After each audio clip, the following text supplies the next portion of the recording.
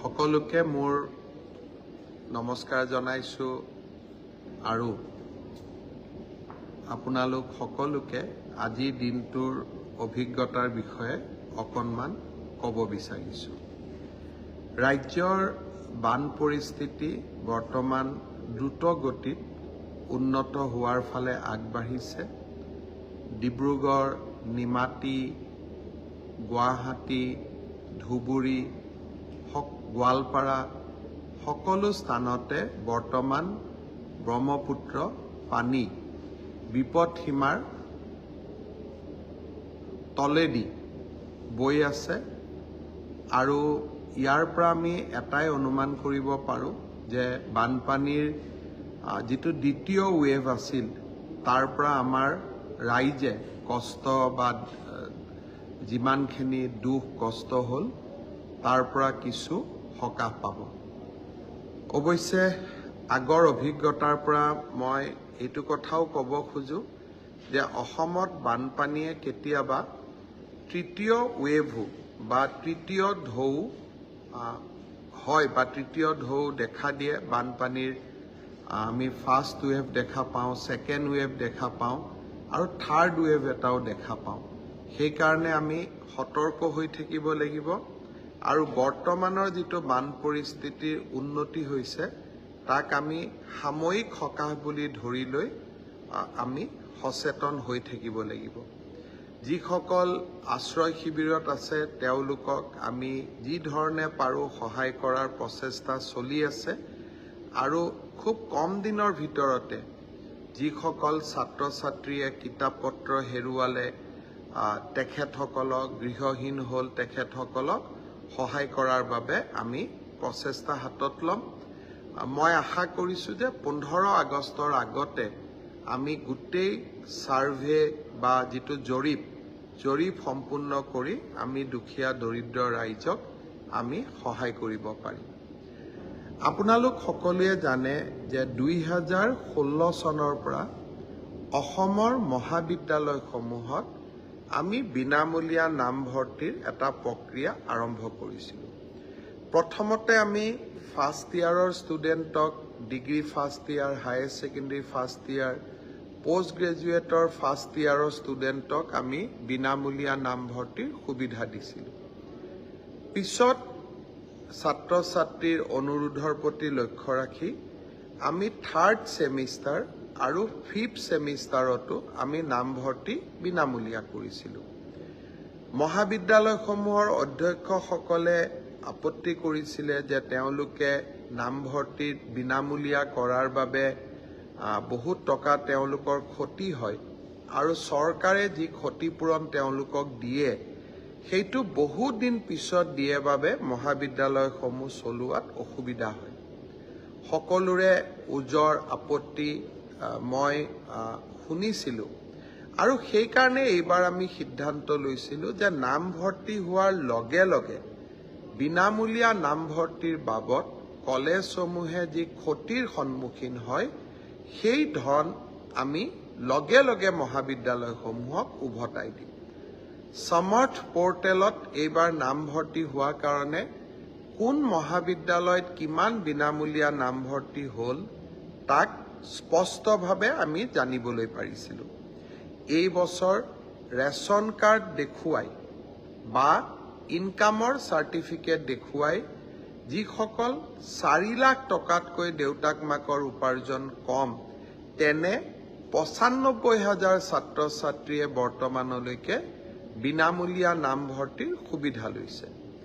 আজি সেই 95,000 ছাত্ৰ ছাত্ৰীৰ বিনামূলীয়া নামভৰ্তিকৰণৰ বাবদ আমি 60 কোটি টকা মহাবিদ্যালয়সমূহৰ অধ্যক্ষসমূহক দিছপুৰলৈ মাতি আনি আমি উভতাই দিওঁ। অৰ্থাৎ বিনামূলীয়া নামভৰ্তিকৰণো হ'ল, মহাবিদ্যালয়সমূহো সুকলমে চলি থাকিব পাৰিব। আগষ্ট মাহত কুৱেটৰ জৰিয়তে আৰু এটা নামভৰ্তিকৰণ হ'ব। মই আজি মহাবিদ্যালয়ৰ অধ্যক্ষসকলক কৈছোঁ যে কুৱেটৰ পিছত পৰৱৰ্তী নামভৰ্তিও আপোনালোকে বিনামূলীয়াকৈ কৰি দিব। আমি 10 ছেপ্টেম্বৰত আপোনালোকক দ্বিতীয় কিস্তিও টকা আমি উভতাই দিম।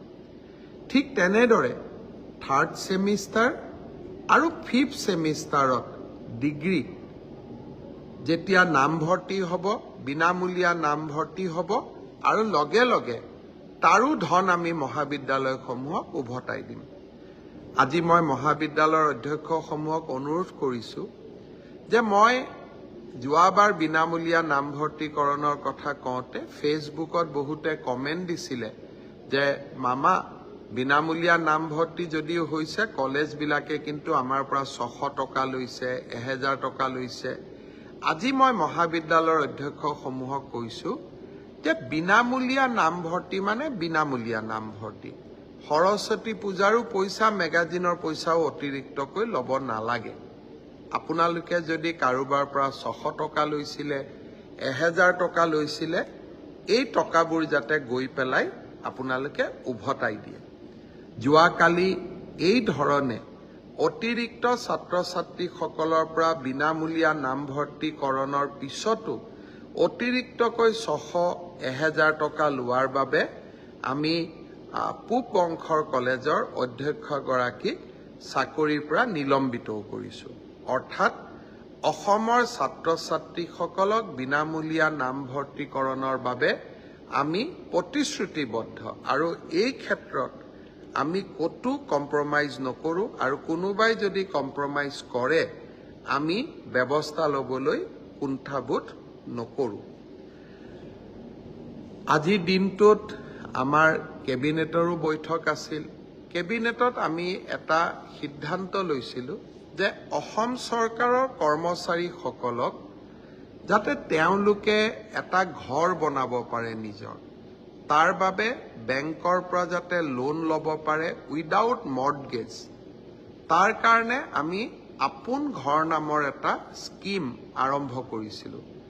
40,000 চৰকাৰী কৰ্মচাৰীয়ে ইতিমধ্যে আপোন ঘৰৰ ঋণৰ সুবিধা লৈছে আৰু বেংকৰ পৰা 5,600 কোটি টকাৰ ঋণ আমাৰ চৰকাৰী কৰ্মচাৰীসকলে লৈছে আৰু এই ঋণৰ বাবদ যিটো মাহেকীয়া কিস্তি তাক আমি দৰমহাৰ পৰা কাটি দিওঁ।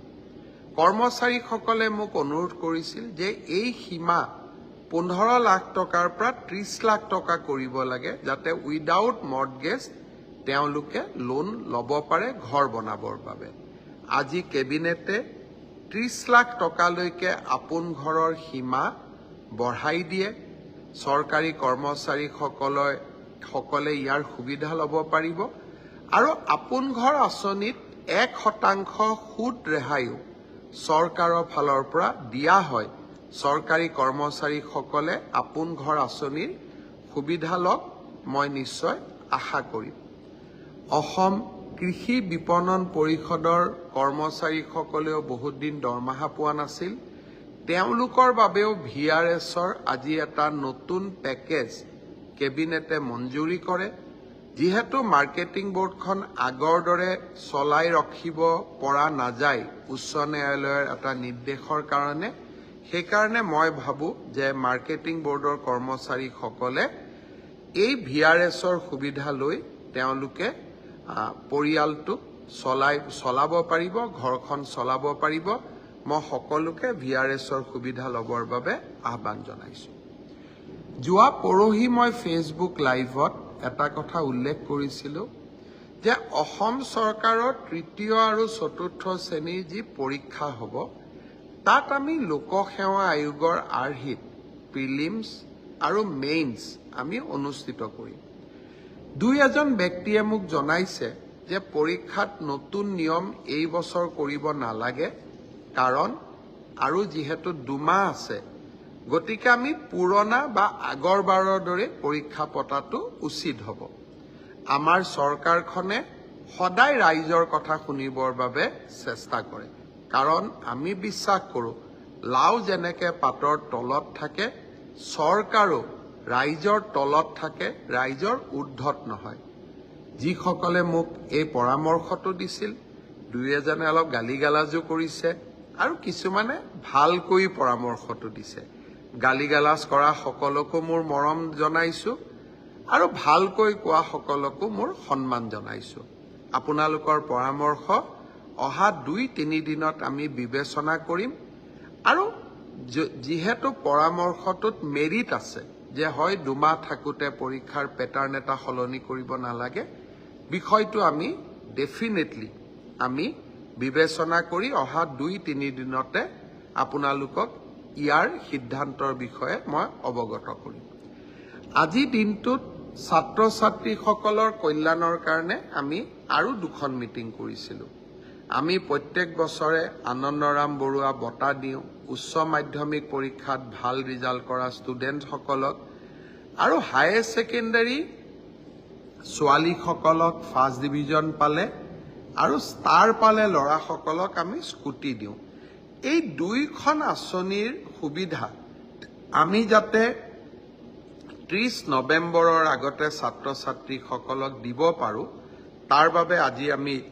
আৰু 2খন মিটিং কৰিছিলোঁ মই ভাবো যে 30 নৱেম্বৰৰ আগতে আমি 2খন আঁচনিৰ সুবিধা ছাত্ৰ ছাত্ৰীসকলক দিব পাৰিম বহু সময়ত কিছুমান বাতৰি কাকত আদিয়ে প্ৰচাৰ কৰে যে চৰকাৰে নামভৰ্তি কৰি চৰকাৰে টকা সংগ্ৰহ কৰে চৰকাৰৰ ৰাজহলৈকে টকা আনে কিন্তু আজি আমি বিনামূলীয়া নামভৰ্তিৰ টকা মহাবিদ্যালয়সমূহক উভতাই দি আমি আকৌ এবাৰ প্ৰমাণ কৰিলোঁ যে আমাৰ চৰকাৰে কলেজৰ পৰা টকা অনাৰ কথাটো বাদেই আমি ওলোটাই কলেজক বিনামূলীয়া নামভৰ্তিকৰণৰ বিপৰীতে আমি টকা দিওঁহে অসমৰ ছাত্ৰ ছাত্ৰীসকলৰ প্ৰতি ই আমাৰ দায়বদ্ধতা আনকি কোনোবা এখন কলেজত নামভৰ্তিৰ কাৰণে প্ৰধান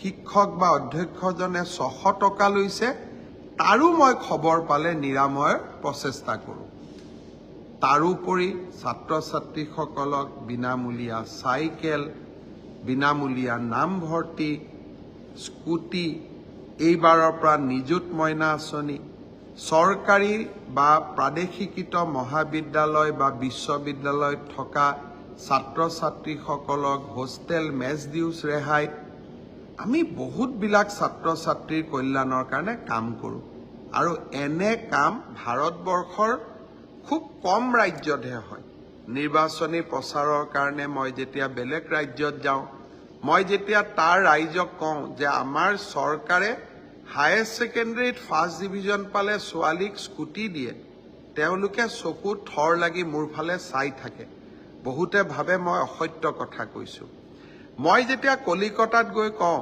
যে কলিকতাতকৈ অসমৰ পেট্ৰল ডিজেল সস্তাত দিওঁ আমি কলিকতাতকৈ অসমত পেট্ৰল ডিজেলৰ দাম কম কলিকতাৰ মানুহে মোক বিশ্বাস নকৰে কিন্তু গুগলত পৰীক্ষা কৰিলে আপোনালোকেও গম পাব যে গুৱাহাটীত পেট্ৰল ডিজেলৰ দাম কলিকতাতকৈ কম আমাৰ ৰাজ্যখন সৰু কিন্তু আত্ম অভিমান আমাৰ আছে সম্পদ নাথাকিলেও কাম কৰাৰ সদিচ্ছা আছে আৰু সেই কাৰণে আমি নিৰলসভাৱে ৰাইজৰ হৈ কাম কৰি যোৱাৰ প্ৰচেষ্টা কৰোঁ আজি ৰাতিপুৱা এটা বিতৰ্ক আছিল যে কলেজত প্ৰফেচাৰ বা চতুৰ্থ বৰ্গৰ কৰ্মচাৰী তৃতীয় বৰ্গৰ কৰ্মচাৰী হবৰ কাৰণে পিআৰচিৰ ব্যৱস্থাটো চৰকাৰে উইথড্ৰ কৰিছে কিছুমানে ৰাতিপুৱাই মই বাতৰি কাকতত সমালোচনা দেখা পাইছিলোঁ মই শিক্ষামন্ত্ৰীক সুধিছিলোঁ যে আমাৰ পিআৰচিৰ ব্যৱস্থাটো প্ৰত্যাহাৰ কৰা হৈছে নেকি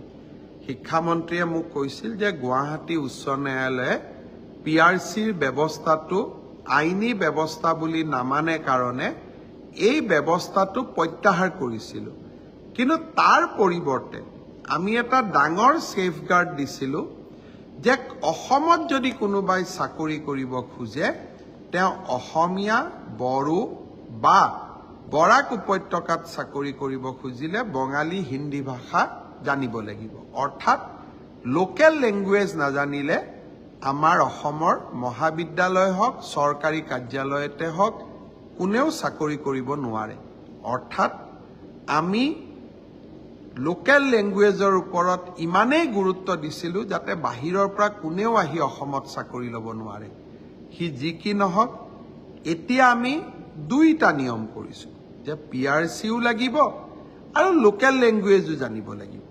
মই ভাবোঁ যে অসমৰ প্ৰতিটো পোষ্ট, প্ৰতিটো চাকৰি আমি অসমৰ স্থায়ী বাসিন্দা, PRC ডক্টৰ মনমোহন সিঙৰো আছে, কিন্তু প্ৰকৃত স্থায়ী বাসিন্দাই যাতে চৰকাৰী চাকৰি পায় তাৰ বাবে আমাৰ প্ৰচেষ্টা অব্যাহত থাকিব।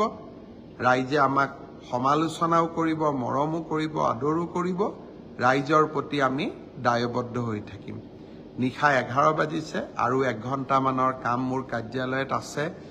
মোৰ কাৰ্যালয়ত এতিয়া বিধায়ক দিগন্ত কলিতা, বিধায়ক সুশান্ত বৰগোহাঁই সকলো বহি আছে তেওঁলোকৰ ওজৰ আপত্তি লৈ। গতিকে তেওঁলোকৰ লগতো কথা বতৰা পাতি আজি দিনটো সামৰণি মাৰিম। আকৌ অহা 2-4 দিনত আকৌ এনেকৈ ফেচবুক লাইভত আহি আপোনালোকক চলি থকা ঘটনা প্ৰবাহৰ বিষয়ে অৱগত কৰিবলৈ চেষ্টা কৰিম। বহুত বহুত ধন্যবাদ।